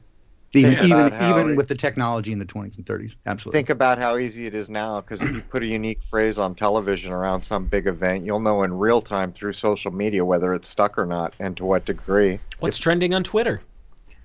Right. I mean, we have instant feedback, almost faster than instantaneous. It is almost faster than that. Pretty remarkable. But yeah, again, with the more data that you have, the clearer the map is, with the more data points, right? Just like sampling in music, right? The higher the sampling frequency, the more accurate, and the more bits that you have, right? The more data points you have, the better dynamic range. So you have a more accurate picture of it. And so the more data points that you have to collect, the more accurate sample you get, and you can, to a much better degree, see what those trends are going to be and predict it. And again, if you begin to create events and then measure the results of that, you can do a much better job of anticipating what the results are going to be. And this is, again, my observation of what all of this data collection, a huge portion of it is not just, it is monitoring and control, but that's what all of this is, right? So like a electronic fence, but for your mind. They program you to behave a certain way, and this is what, when people are triggered, that's the right word. There has to be a trigger put there. It's a mental landmine that gets set off. They have a trigger mechanism for it. So, it's a trap. It's a trap. You notice. Here's one thing you notice too about the way they do it now, all these years forward, is they always use a unique branding mechanism like Antifa. It's not hard. It's not hard to pick that out of a search engine, is it? Right. The other thing is, like, if you noticed, whenever it's going to be the typical dude that's supposedly murdered that's going to launch their big branding mechanism, his name will be like Jim Brown. Well, there's too many Jim Browns in the world, so it'll be like Jim Eustace Brown or something like that. Yeah, right. Right, differentiate or die. Right, that's another marketing axiom. Right, so you must differentiate yourself from others so you can be easily identified. The public's attitudes, assumptions, ideas, or prejudices result from definite influences. Yeah, yours. One must try to find out what they are in any situation in which one is working. If the engineer of consent is to plan effectively, he must also know the group formations with which he is to deal, for democratic society is actually only a loose aggregate of constituent groups. Certain individuals with common social and or professional interests form voluntary groups.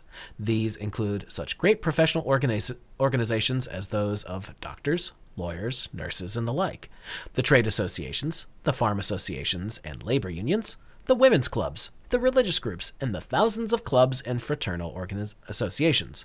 Formal groups, such as political units, may range from organized minorities to the large amorphous political bodies that are our two major parties. There is today even another category of the public group which must be kept in mind by the engineer of consent. The readers of the New Republic or the listeners to Raymond Swing's program are as much voluntary groups, although unorganized, as are the members of a trade union or a Rotary Club. To function well... Rotary Club. Or the Freemasons. Same difference. To function well, almost all organized groups elect or select leaders who usually remain in a controlling position for stated intervals of time. These leaders reflect their followers' wishes and work to promote their interests. In a democratic society, they can only lead them as far as and in the direction in which they want to go. To influence the public, the engineer of consent works with and through group leaders and opinion molders on every level. You know, I can't remember if this is before or after the United Fruit debacle that he was involved with. I think this is before, but he was instrumental in manipulating whichever South American country that was with their leadership so that the company, the United Fruit Company, can keep doing whatever the hell they wanted and taking advantage of everything down there. You remember that, Crow? Yeah, but I think it was the 50s. Yeah, it does need. What sticks out more about that is where he's beginning to blur the lines of what supposedly a government would be involved in and what a marketing firm is involved in. You see, even early on, when you were going through these things and he was talking, waving the red, white, and blue, it almost felt to me like he was saying, and who gives a damn about the government, because what we're really talking about is whoever will pay the most. Well, that was his life. Was that where the term Banana Republic came from? Yeah. I think it is, isn't it? Yeah. So you see, just another thing that's an everyday part of our vernacular here. Banana Republic. Bernays contributed to that. He was the one that engineered that whole thing. Well, that's like, again, wouldn't you consider that would be what you'd expect, like a State Department to be involved in or something? And even the term Banana Republic is governmental overtones all over it. Yeah. Value and techniques of research. To achieve accurate working knowledge of the receptivity of the public mind to an idea or ideas, it is necessary to engage in painstaking research. Such research should aim to establish a common denominator between the researcher and the public. It should disclose the realities of the objective situation in which the engineer of consent has to work. Completed, it provides a blueprint of action and clarifies the question of who does what, where, when, and why. It will indicate the overall strategy to be employed, the themes to be stressed, the organization needed, the use of media, and the day-to-day tactics. It should further indicate how long it will take to win the public and what are the short and long-term trends of public thinking. It will disclose subconscious and conscious motivations in public thought, and the actions, words, and pictures that affect these motivations. It will reveal public awareness, the lower high visibility of ideas in the public mind. Research may indicate the necessity to modify original objectives, to enlarge or contract the planned goal, or to change actions and methods. In short, it furnishes the equivalent of the mariner's chart, the architect's blueprint, the traveler's roadmap. Public opinion research may be conducted by questionnaires, by personal interviews, or by polls. Contact can be made with business leaders, heads of trade associations, trade union officials, and educational leaders, all of whom may be willing to aid the engineer of consent. The heads of professional groups in the communities, the medical association, the architects, the engineers, all should be queried. So should social service executives, officials of women's clubs, and religious leaders. Editors, publishers, and radio station and motion picture people can be persuaded to discuss with the consent engineer his objectives and the appeals and angles that affect these leaders and their audiences. The local unions or associations of barbers, railwaymen, clothing workers, and taxicab drivers may be willing to cooperate in the undertaking. Grassroots leaders are important. Such a survey has a double-barreled effect. The engineer of consent learns what group leaders know and do not know, to the extent to which they will cooperate with him, the media that reach them, appeals that may be valid, and the prejudices, the legends, or the facts by which they live.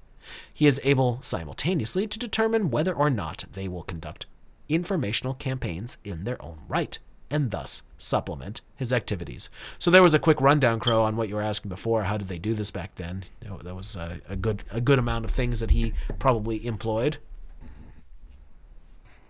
Yeah. It's crazy how much footwork used to be done to accomplish a task back in the day that is done in such an offhand way now. Yeah, and actually it's done automatically today in a lot of the different senses. Like if you look at the data collection's like instantaneous. They have algorithms that could sort and collate the data and, figure different strategies just instantaneously. So, I mean, there's not even an awful lot of thought put into it like he had to do back then. Now it's largely done via computer networks. So, I mean, they've taken his ideas, these core principles, and used them and amplified them to the extent that they are today. And, we could see just basically how it's affected people. Things as simple as what he's saying up here as far as what pictures that affect these motivations he's talking about here, the conscious and subconscious motivations in public thought, the actions, words, and pictures that affect these motivations. Well, pictures worth 1,000 words, isn't it? And if you turn on the TV today, you're going to see all kinds of pictures that are there pretty much just to try to, elicit an emotional response from you. And, and then they back that up with specific words, trigger words, and branding terms that they're using, and implant this idea in your psyche, in your subconscious mind. So that's what they're working on now with that kind of thing. And we could see this happening in real time today. All you got to do is go turn on a television set, and there's a couple words you'll pick up on right away if you're listening as to what they're saying, and you'll be able to see the images that they're showing you, and the kind of emotional response they're trying to elicit from you with their words that they're using. So you could see how this is done. You could watch how it's done in real time on the news media today, right now. If you go ahead and wanted to do that, I'm choosing to ignore that right now because I made the mistake of actually having the television turned on for a little while earlier after supper, and every single channel, like you couldn't get away from it. It was all over the place. So, I choose not to participate in that nonsense. I got to ask Wayne. I was asking Jason earlier. So I predicted as soon as Trump spouted off about everything's a cheat, everything's a fraud, I said they will use the transfer of power for drama. Do you recall? Did that happen on this live show, Wayne? Do you remember? I remember having the conversation with you. I think it were did. We on air?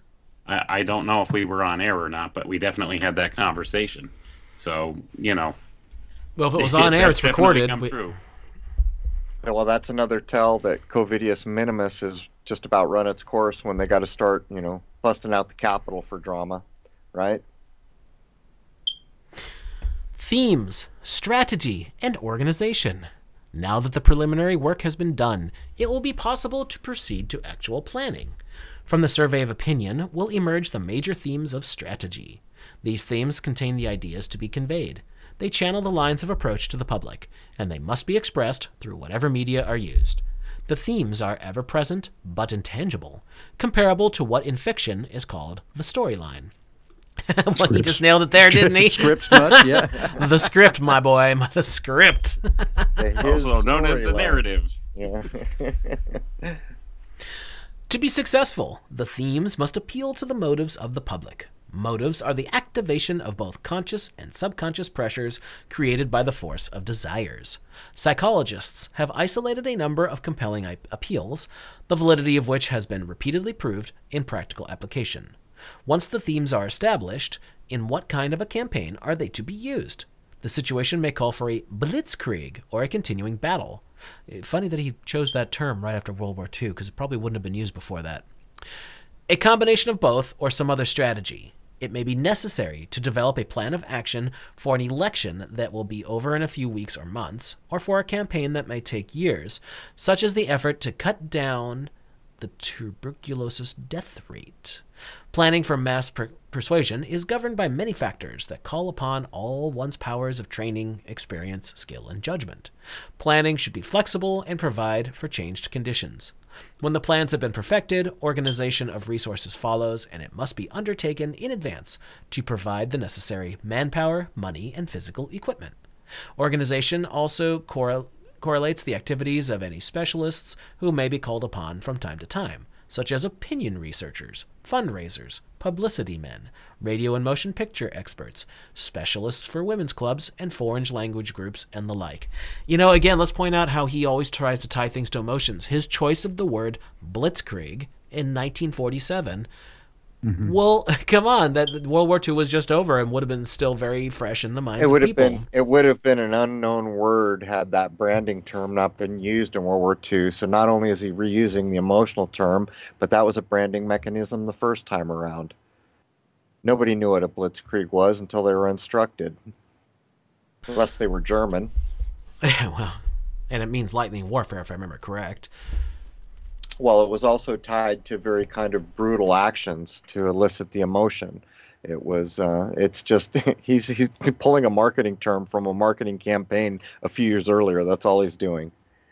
Yeah, that's pretty much, you have to remember, Bernays did have his hand in a lot of the propaganda of the Second World War, so maybe he had something to do with the term blitzkrieg coming out. Wasn't German his first language? You know what? I think maybe it was. I don't quite remember. Yeah. Crow, since you're back, can we take a minute to address the lapel pins thing? Okay. So we're talking about an email I got requesting lapel pins, or are we talking about people wanting lapel pins? Well, I think this must be the same person asking us, and I tried explaining quickly earlier how it's just completely and utterly impossible for us to deal with the logistics of packaging and sending things out. Like, we just don't have that kind of time. We don't have any time. We doubled down in March, and before we doubled down, we were at a full run. And the problem becomes is that's why we're forced. People wanted shirts, so we used Teespring. The reason we use Teespring is because they do it all and they deliver it. Yeah, we have to do and we offered it no cost to recurring members. The problem is, yeah, but there's a lot of things we'd like to do. We'd like to make another movie, but we just can't. There's three of us that do all this, and we're pegged. We're pegged all the way over to the right. We're in the red. So we just can't take on any more things like that. Right. The lapel pins are right next to the leftover cocaine on the website. Oh, man, I missed that. What was that? I know. What was that Secretary of State that always had the big old obnoxious brooches? She looked like a man. Madeleine Albright. Albright, yeah. Yeah. I'll tell you what. We'll think about lapel See pins. something, say something. If we can get some sweet Madeleine Albright-sized ones. I was going back even further to like Bella Abzug, so that's Now, don't get us wrong. We appreciate the offer and all that, but it's literally to the point that if somebody orders something, none of us possibly could have the time or the capability to package it and ship it off and make sure all that's right. Like, well, it's just too much. Yeah, it's actually more than that, because even when things are right, something goes wrong. Then we start getting emails. Right now, on an average day, I'm looking at 500 emails. If I spend a minute on each email, that's 500 minutes in a day. So you've just got to understand anything that adds more, even just correspondence, it's a bridge too far. And, you know, we'd love to do these things, and I like the idea. I'd like to see lapel pins. It's cool. Problem is we're pegged. The tactics. At this point, it will be possible to plan the tactics of the program, for example, to decide how the themes are to be disseminated over the idea carriers, the networks of communication. Do not think of tactics in terms of segmental approaches. The problem is not to get articles into a newspaper or obtain radio time or arrange a motion picture newsreel. It is rather to set in motion a broad activity, the success of which depends on interlocking all phases and elements of the proposed strategy, implemented by tactics that are timed to the moment of maximum effectiveness. An action held over but one day may fall completely flat. Skilled and imaginative timing has determined the success of many mass movements and campaigns, the familiar phenomena so typical of the American people's behavior pattern. Emphasis of the consent engineer's activities will be on the written and spoken word, geared to the media and designed for the audiences he is addressing. He must be sure that his material fits his public. He must prepare copy written in simple language and 16-word sentences for the average school-age public. Dumb it down, people. Dumb it down. That's what he's saying. Some copy will be aimed at the understanding of people who have had 17 years of schooling. He must familiarize himself with all media and know how to supply them with material suitable in quantity and quality. Primarily, however, the engineer of consent must create news. Bingo. There it is. News is not only an inanimate thing. It is the overt act that makes news, and news in turn shapes the attitudes and actions of people. Thank you, Mr. Bernays. You just told us everything right there. A good criterion as to whether something is or is not news is whether the event juts out of the pattern of routine. The developing of events and circumstances that are not routine is one of the basic functions of the engineer of consent. Events so planned can be projected over the communication systems to infinitely more people than those actually participating, and such events vividly dramatize ideas for those who do not witness the events. Yahtzee. There it is. Winner, winner, chicken dinner. There it is. There you go. Somebody buy that man a cup of coffee. There you go. You got the tragedy thespians out there, the drama thespians. There it is. Show it up. But yeah, just create something that's novel, right? And spins your narrative, supports your narrative, and it doesn't matter if it ever happens so long as it does exist in the mind of the people and supports one of those decision-making processes that we discussed earlier. And again, if you can avoid logic and facts and just stick with emotion, bingo, you got it. Can a virus be novel? Yeah, I think so. If you're drinking a Corona. Can a novel be fiction? No. It can. Let's just leave this sinking ship. The rats can have it. The imaginatively managed event can compete successfully with other events for attention. Newsworthy events. Imaginatively managed event. Wow, that's a great pretty term. well describes Yeah. most of those events. Yeah, exactly. Newsworthy events involving people usually do not happen by accident. Whoa, bingo. There it is. Kind of like Fishing Place, New Hampshire. They are planned deliberately to accomplish a purpose to influence our ideas and actions. Boom. Events may also be set up in chain reaction. By harnessing the energies of group leaders, the engineer of consent can stimulate them to set in motion activities of their own.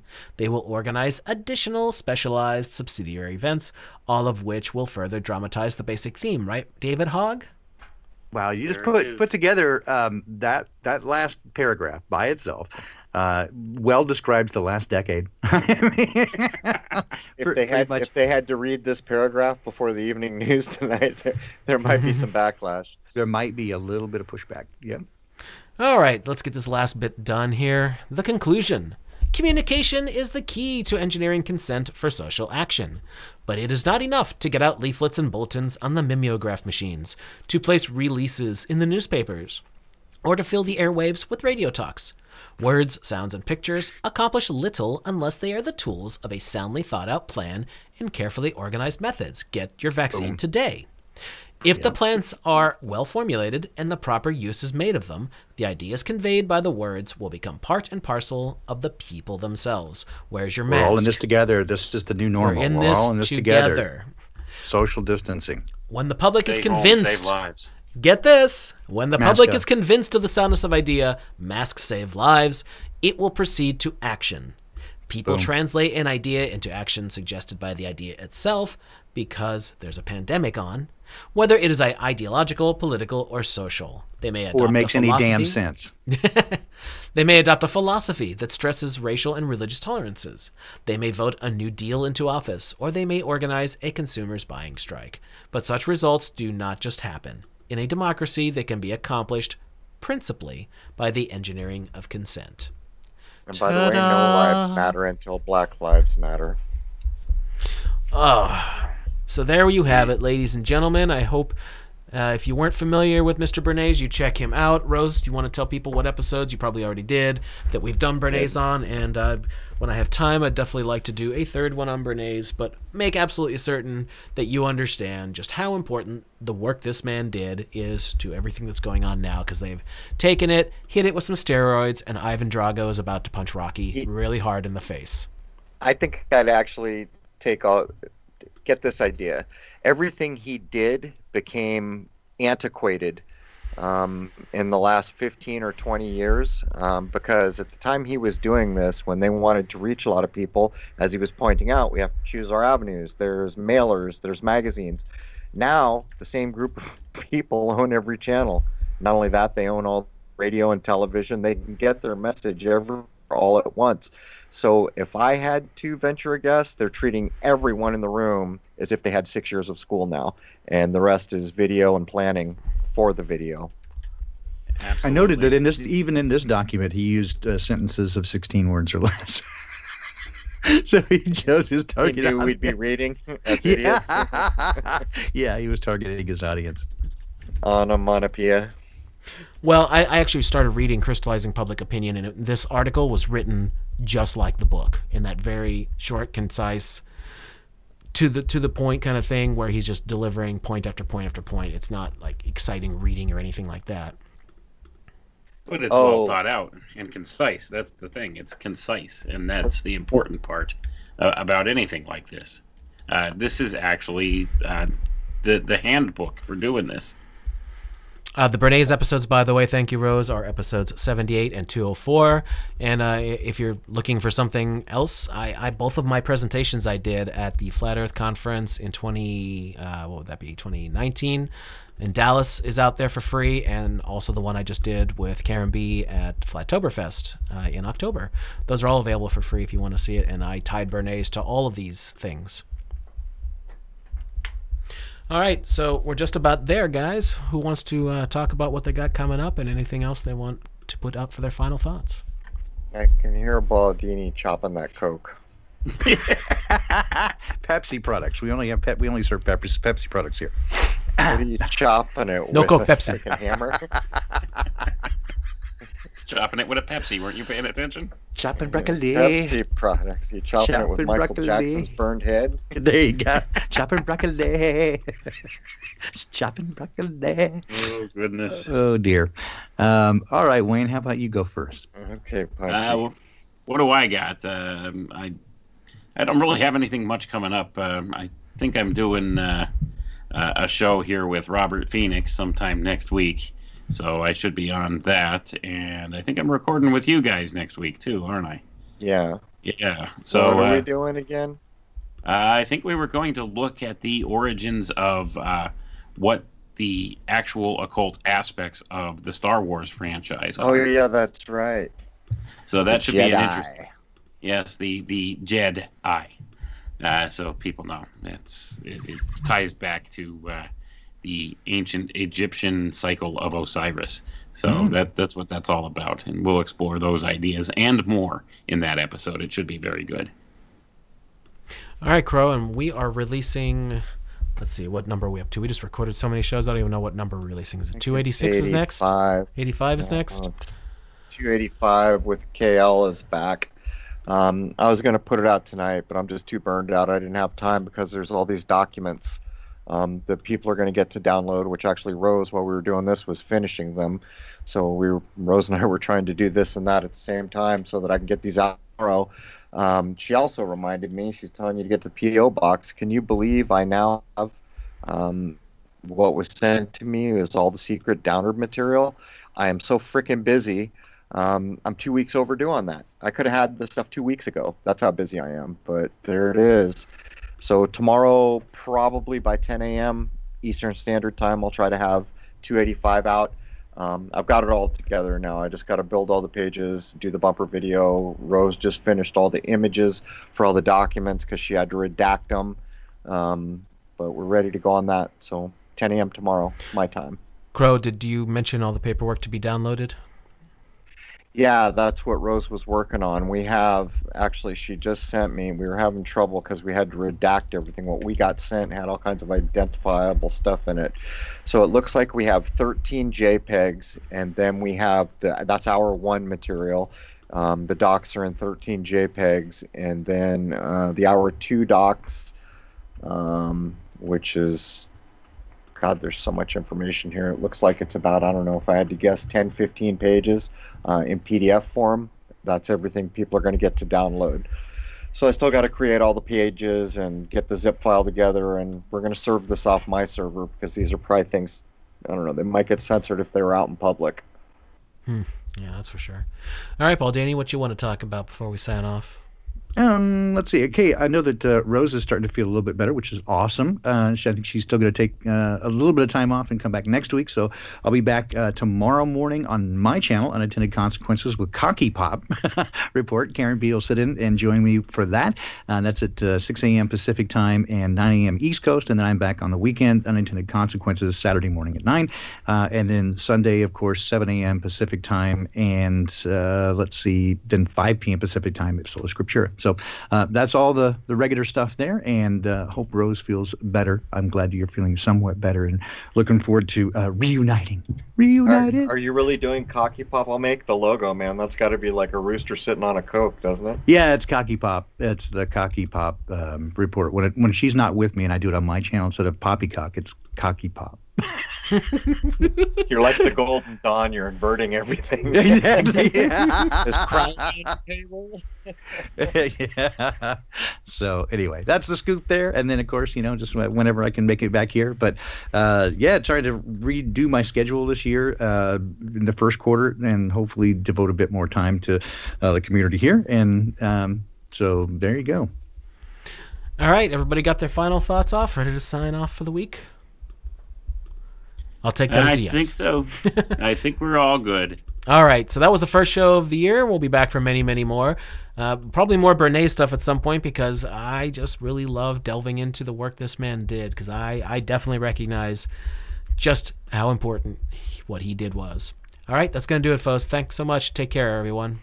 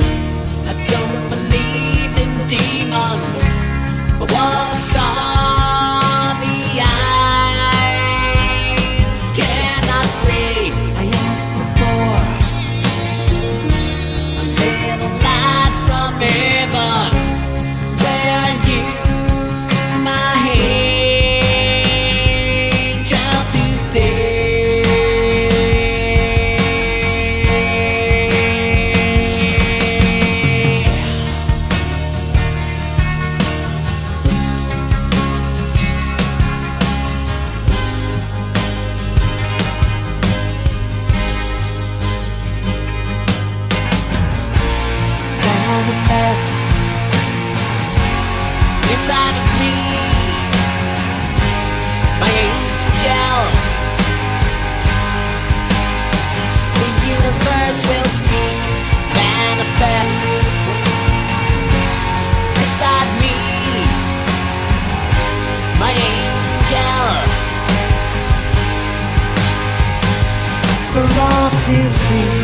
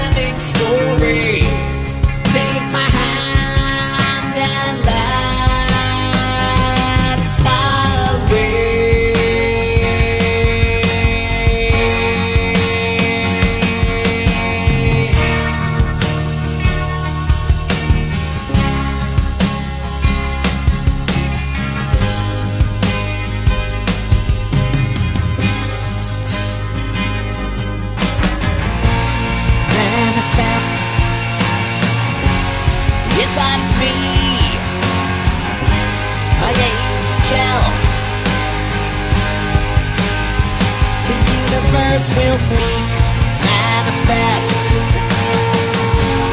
beside me,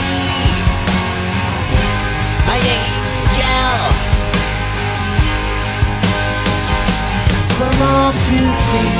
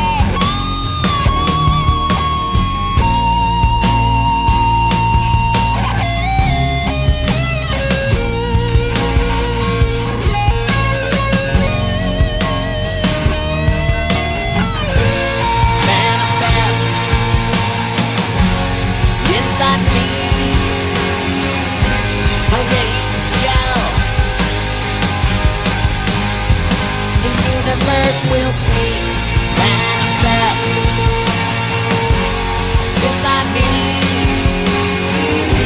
my angel, for all to see, manifest beside me, my angel. The universe will speak, manifest beside me, my angel, for all to see.